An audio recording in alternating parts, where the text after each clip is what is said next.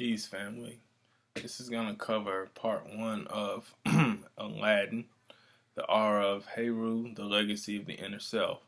This concept is essential to the movie Aladdin, of course, a Disney movie. It came out back in the day, depicting what seems to be a young East Indian prince or hero figure um, learning the nature of true riches and finding his inner wealth. But it has a beautiful metaphysical side to it when you examine his link to his feminine partner Jasmine, as well as the whole idea behind jewelry, treasure, and worth, which is really the theme of the whole movie.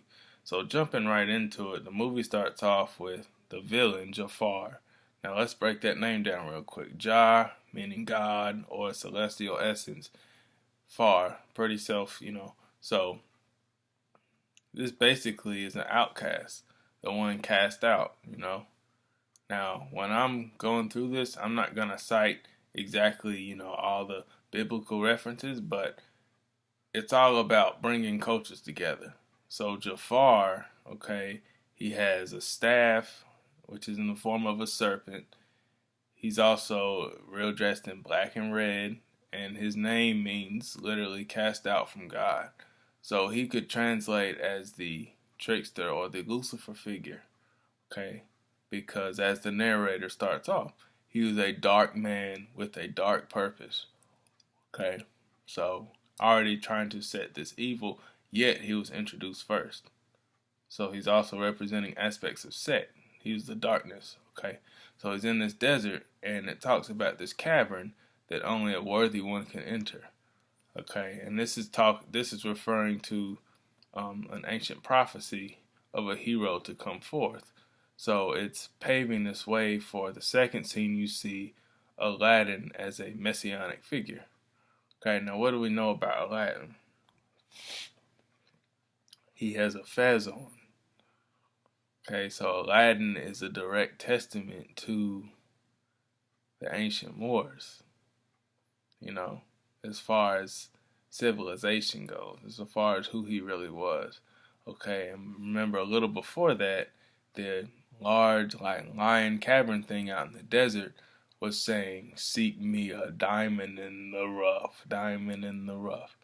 Okay, diamond in the rough basically means a king or one of worth hidden in plain sight. All right, and this is what Aladdin was. He was the hero who didn't know he was a hero until a particular time. So moving forward, there's a little scene about Aladdin, and he's singing and he's ducking the guards, and he's talking about being a commoner and basically having no money. So this is the first glimpse into how he is a Heru figure, but this time it's more accurate because it's saying that he was a poor man, and Jesus Christ, of course, was depicted as a poor man. So it's setting this knowledge up and this wisdom behind having little and yet thinking highly of yourself and thinking a lot. Even when the world tries to probe and kick you down, not only is this going back to an individual, Jesus, if you believe he walked the earth, but it's also talking about a particular people, a group of people, okay, in America that are oppressed and are never shown to have worth. Okay, and this is no further than the indigenous Americans or African Americans, if you believe that, so-called melanated people here in America. Okay, looked down upon, street rat is what they kept calling Aladdin. Okay, so moving forward, so he gets away from these guards, and him and his little monkey Naboo go back up to their lair, right up there looking at the castle. Now, why is this view important? It's very key. So Naboo is Hanuman, who is also a Hindu god of perseverance as well as strength. So he is Aladdin's, literally his right-hand man, okay? Now Aladdin is looking across, and what he can see is the actual castle. So this is a example of how Aladdin is already a hero because his level, his synchronicity with the air, with being supreme, is already, that's where his spirit is. as within, so without, as above, so below. And from the very genesis of this movie, it talks about the inner journey, the inner self. Find me one who is worthy. Worth can only be qualified by substance inside, okay?